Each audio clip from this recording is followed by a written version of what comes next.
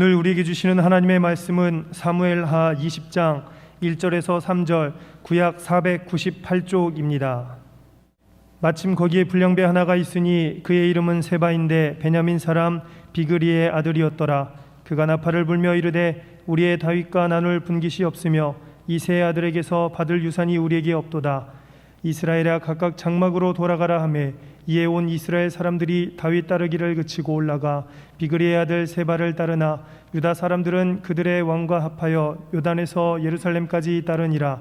다윗이 예루살렘 본궁에 이르러 전에 머물러 왕궁을 지키게 한 후궁 10명을 잡아 별실에 가두고 먹을 것만 주고 그들에게 관계하지 아니하니 그들이 죽는 날까지 갇혀서 생갑으로 지내니라.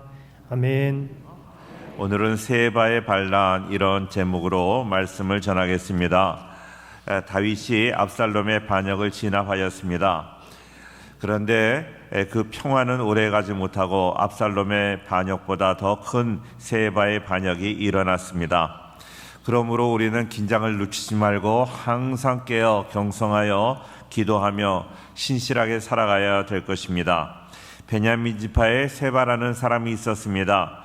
베냐민 지파에서 상당한 세력을 얻어 영향력을 행사하던 세바는 다윗이 요단강을 건너 예루살렘으로 돌아올 때 다른 사람들과 함께 기뻐하고 환영하는 그런 입장이었습니다.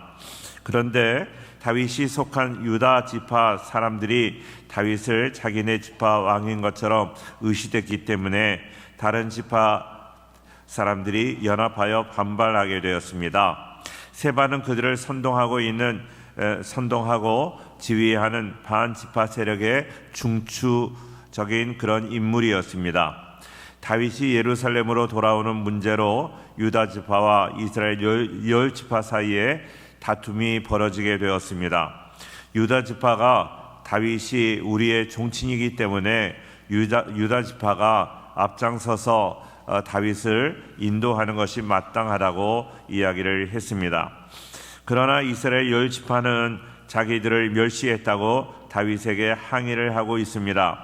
그런 틈을 타서 세바라는 불량자가 이스라엘 열 지파를 선동하여 다윗에게 등을 돌리게 하였습니다. 그래서 이스라엘 열 지파는 하나님의 마음에 합한 종 다윗을 버리고 불량자인 세바를 쫓아갔습니다. 세바의 반역은 압살롬의 반역보다 더 광범위한 세력으로 다윗에게 반기를 든 것이었습니다. 그래서 다윗은 압살롬의 반역을 진압했는데 세바의 반역으로 더 큰 위기에 처하게 되었습니다.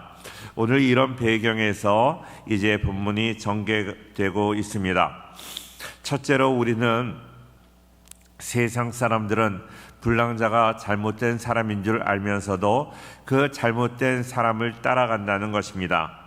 오늘 본문보다 앞에 있는 19장 41절 말씀을 먼저 보겠습니다. 다 같이 읽겠습니다. 시작. 온 이스라엘 사람이 왕께 나와 왕께 아뢰되 우리 형제 유다 사람들이 어찌 왕을 도둑하여 왕과 왕의 지방과 왕을 따르는 모든 사람을 인도하여 요단을 건너가게 하였나이까 하매. 예, 그렇습니다. 다윗이 이제 압살롬의 반역을 진압하고 왕궁으로 돌아오게 되는데 이 돌아오는 문제로 유다 지파와 이스라엘 열 지파 사이에 심각한 다툼이 생기게 되었습니다. 유다 지파는 자기의 골육이라고 해서 이제 자기의 친척이라고 해서 매우 강경하게 자기 생각을 고집하고 있습니다.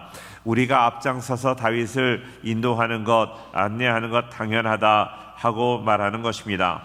이스라엘 열 지파는 그들에게 멸시당한 것으로 여겼습니다.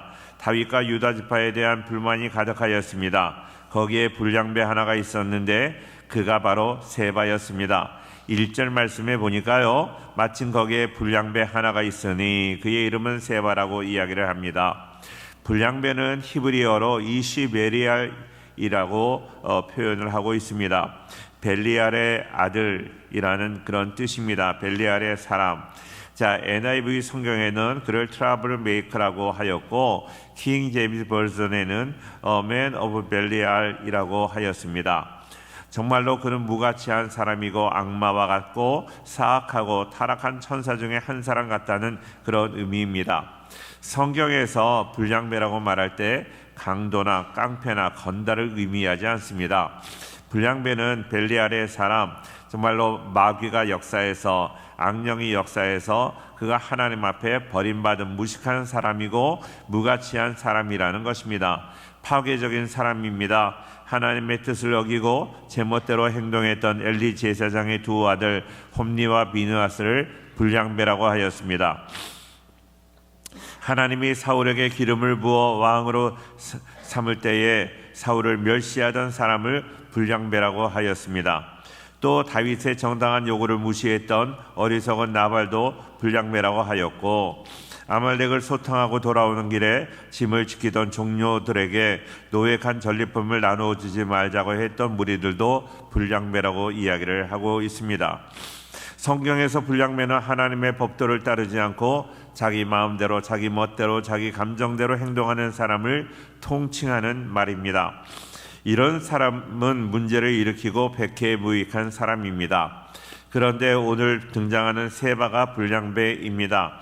부도덕하고 사악한 자로 하나님과 사람 앞에 아무런 도움도 끼칠 수 없는 무익하고 쓸모없는 자였습니다. 그는 사울 왕이 태어난 베냐민 족속 중에 한 사람이었습니다. 그러니까 사울 왕의 친척이었다는 것입니다. 그는 유다 지파에 대해서 잔뜩 화가 나 있는 이스라엘 백성들을 선동하고 있습니다. 그는 불평과 불만이 가득한 이스라엘 지파 사람들의 편에 섰습니다. 우리는 다윗과 나눌 분깃이 없다고 말합니다. 다시 말하면 내가 빚진 것이 하나도 없으니까 다윗의 지배를 받을 필요가 없다는 이야기입니다. 다윗을 왕이라고도 하지 않고 이새의 아들에게서 받을 유산도 없다, 또 분깃도 없다고 이야기를 합니다. 그러므로 너희는 각각 자기 장막으로 돌아가라고 이야기를 합니다. 이제 그와 상관없다, 너희가 지배를 받을 필요가 없다 하고 말하는 것입니다. 이스라엘 백성들을 선동하는 것입니다. 오늘 1절에 보니까 그가 나팔을 불며 사람들의 마음에 불을 질렀습니다. 불난 집에 기름을 부은 것과 같은 격입니다. 그가 나팔을 분 것은 이제 다윗을 대적하여 반역을 시작하겠다고 선전포고를 하고 나선 것입니다. 세바는 하나님의 뜻을 생각하기보다는 정치적인 상황을 이용해서 자기의 야욕을 이루려고 생각하는 사람이었습니다. 그래서 자기를 따를 사람을 따르라고 말하는 것입니다. 이렇게 인정해 주지 않는데 다윗 옆에 붙어서 얻을 분깃이 무엇이 있느냐고 말하는 것입니다. 우리가 따로 나가서 나라를 세우면 되지 않겠느냐는 것입니다. 이스라엘이 다윗으로부터 독립하여 새로운 나라를 세우자 하는 것입니다. 거기에서 자기가 왕이 되겠다는 것입니다. 그렇게 되면 다윗의 간섭을 받는 일도 없을 것이 아니냐, 아신 것이 없다는 것입니다. 그런데 이 말을 듣고 온 이스라엘 사람들이 그 세바의 말을 그대로 따랐다는 거예요. 세바를 따랐다. 그리고 그 다윗을 따르지 않고 불량자인 것을 알면서도 세바를 따랐다는 것입니다. 세상 사람들은 선동하는 불량배, 이것이 잘못됐다, 이 사람이 약하다 하는 것을 알면서도 그 사람을 따라가는 것입니다. 그 선동에 휩쓸리는 것입니다. 불량배의 선동이 치밀한 계획이 있는 것도 아니었고, 정말로 그가 어떤 그런 의로운 행동도 아니었습니다. 전적인 하나님의 역사가 아니라 악령의 역사였습니다. 선동을 아지테이션이라고 말을 하는데, 집단을 부추김으로 자기들이 원하는 일을 하도록 그렇게 나서는 행위입니다. 선동은 주로 부정적인 정보 조작을 통해서 이익을 얻으려고 벌이는 선전을 나타내는 것입니다. 세바의 선동과 이스라엘 백성들의 무지에서 나오는 얄팍한 충성을 이용하는 악령의 역사입니다. 이스라엘의 안정을 방해하는 악한 역사입니다. 그럼에도 불구하고 많은 사람들이 따랐다는 거예요. 그것은 무언가 하면 그들이 제대로 알지 못하는 거예요. 무엇이 악한 것인가, 무엇이 선한 것인가를 알지 못한 것입니다. 사랑하는 성도님들, 항상 하나님께 기도함으로 영적 분별력을 가지고 하나님이 원하시는 그 길로 나아가는 우리 모두가 되어야 할 줄로 믿습니다. 두 번째로, 자그마한 다툼이 위기를 불러오는 것입니다. 잠언 17장 14절에 보니까요, 같이 읽겠습니다. 다 같이 시작. 다투는 시작은 둑에서 물이 새는 것 같은즉 싸움이 일어나기 전에 시비를 그칠 것이니라. 자, 그래요. 오늘 본문 사건은 둑에서 물이 새는 것과 같다고 말하고 있습니다. 둑에서 물이 새는 것처럼 작은 구멍이 나중에 큰 둑을 무너뜨리는 것과 같습니다. 왕을 환궁하는 것, 왕이 돌아오는 것, 그것은 의전의 문제입니다. 정치적인 문제도 아니고 영적인 문제도 아닙니다. 다시 말하면 목숨을 걸 만한 문제가 아닌데, 이런 작은 문제, 대수롭지 않은 문제를 가지고 많은 사람이 희생을 당합니다. 리차드 칼슨이라는 사람이 쓴 오래전에 나온 책인데, 우리는 사소한 것에 목숨을 건다는 그런 책이 있습니다. 자, 그래요. 사소한 것에 목숨을 겁니다. 목숨을 걸 만한 문제가 아닌데 그 일에 목숨을 거는 그런 일들이 얼마나 많은지 모릅니다. 세바가 정치적인 야욕을 있기는 하지만, 그가 왕이 되고자 하지만, 그러나 문제를 잘 지혜롭게 처리하면 큰 문제가 되지 않을 수 있었습니다. 왕을 예루살렘으로 오게 하는 것을 주도적으로 하는 것이 문제가 되었습니다. 유다 지파는 유다 지파대로, 이스라엘은 이스라엘대로 자기 주장만 하다가 많은 사람이 희생되는 그런 어려움을 당하게 되었습니다. 서로 의견을 조금만 존중하고 합리적인 길을 찾으면 얼마든지 조정할 수 있었던 문제였는데, 그런데 다른 사람의 의견을 들으려고 하지 않았습니다. 자기 주장만을 하는 사람들이었습니다. 그렇게 되면 감정적인 싸움이 되고 더 나아가서 더 큰 갈등을 낳게 되는 것입니다. 그러므로 갈등이 생겼을 때 그 갈등을 어떻게 풀어나가는가가 중요합니다. 우리는 세상을 살면서 죄 가운데에서 태어났기 때문에, 문제가 많은 존재이기 때문에 우리가 이 세상을 살면서 갈등 없이 살 수는 없습니다. 부부간에도, 그렇게 사랑해서 결혼했던 부부간에도 갈등이 생깁니다. 목장 내에서도 갈등이 생깁니다. 교회 안에서도 내가 믿는다고 하면서 기도하면서도 갈등이 생깁니다. 어떤 면에서 이기적인 사람들이 함께 살기 때문에 갈등이 생기는 것은 당연한 것입니다. 문제는 그 갈등을 어떻게 풀어나가느냐 하는 것입니다. 이기심을 버리고 서로 남을 생각하고 화합하려는 구체적인 노력을 통해서 갈등과 분열을 미연에 방지할 수 있을 것입니다. 시므이나 세바는 에브라임 산지의 거민이었습니다. 사울의 친척들로 그들은 평상시에 은근히 다윗에게 원한을 품고 있었습니다. 그래서 압살롬이 반역을 하자 그 반역이 성공하기를 바라며 기대했습니다. 그런데 압살롬의 반역이 실패하자 다윗을 따라가 보아야 푸대접을 받을 것이 뻔하다고 자기 멋대로 생각을 합니다. 그래서 이제 세바는 반역을 한 것입니다.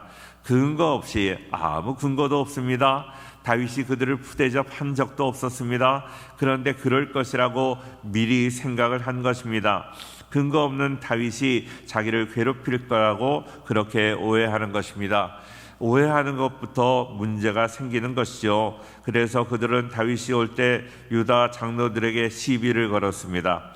자기들은 사태만 관망하고 있다가 유다 지파가 앞장서서 다윗을 모셔오자 자기들의 숫자가 더 많은데 왜 우리 지파하고 의논하지 않았느냐고 시비를 걸고 있습니다. 이것은요, 수천 년 전에만 있었던 것이 아니라 지금도 우리에게 있습니다. 아무 일도 하지 않다가 어떤 일을 하게 되면 그 일 때문에 시비를 걸게 되고 문제를 일으키게 되는 것입니다. 이렇게 불만이 있을 때 유다 사람들이 이스라엘 사람들과 화해하기 위해서 어떤 노력도 하지 않았습니다. 우리가 잘못했다, 당신들을 배려하지 못했다, 미처 우리의 생각이 짧아서 당신들을 생각하지 못한 것 용서해라. 한마디만 했다면 이 사태는 이렇게 번지지 않았을 거라고 생각이 됩니다.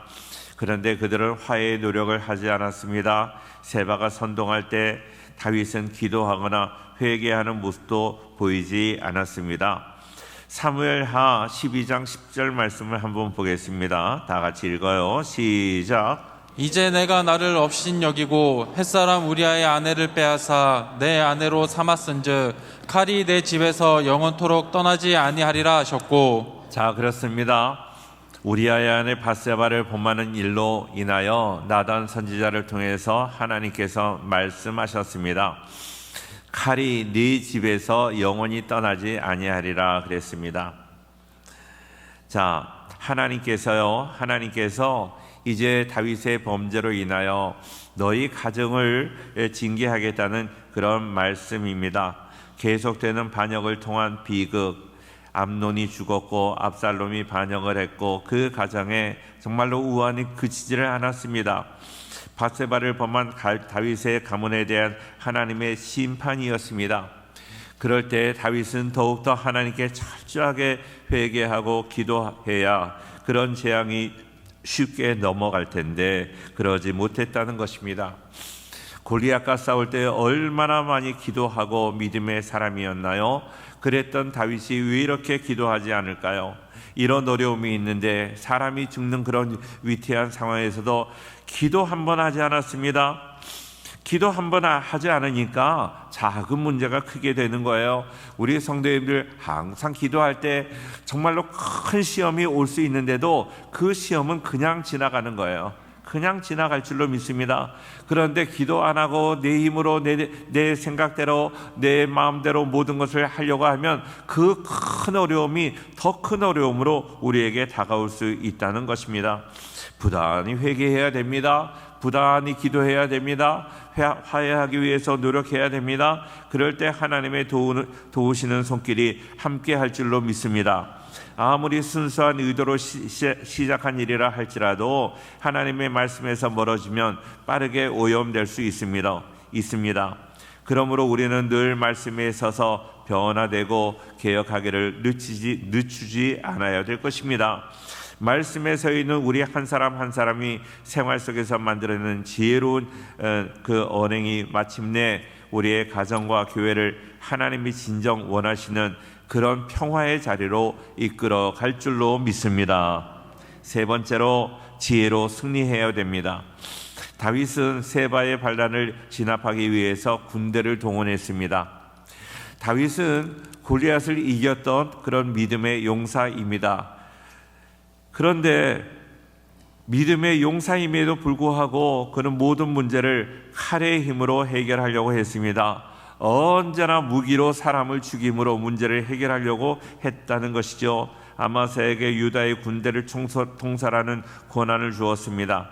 따라서 3일 내로 유다 사람들을 모으라고 말했지만 이것이 지연이 되었습니다. 잘 되질 않았습니다. 유다 사람을 모아 군대 조직하는 것이 이처럼 지연되자 다윗은 요압의 동생 아비새에게 네 주의 부하들 다윗의 신복들을 통솔하라고 명령하였습니다.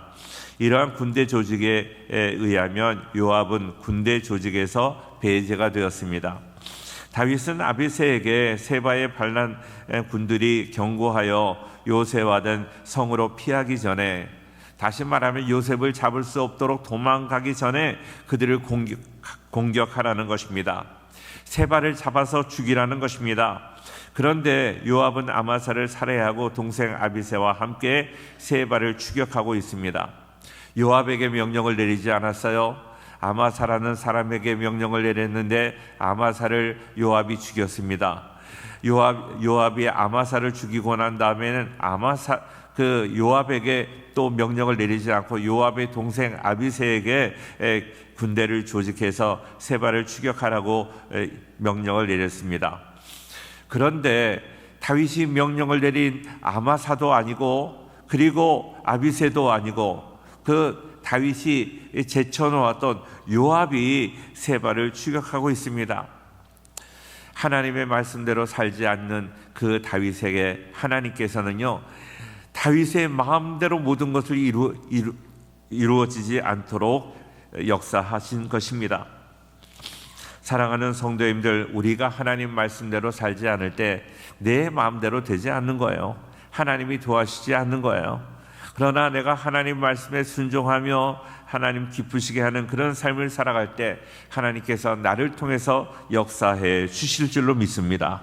15절 말씀을 한번 같이 보겠습니다. 다 같이 시작. 이에 그들이 맨 마아가 아벨로 가서 세바를 애우고 그 성읍을 향한 지역 언덕 위에 토성을 쌓고 요압과 함께한 모든 백성이 성벽을 쳐서 헐고자 하더니.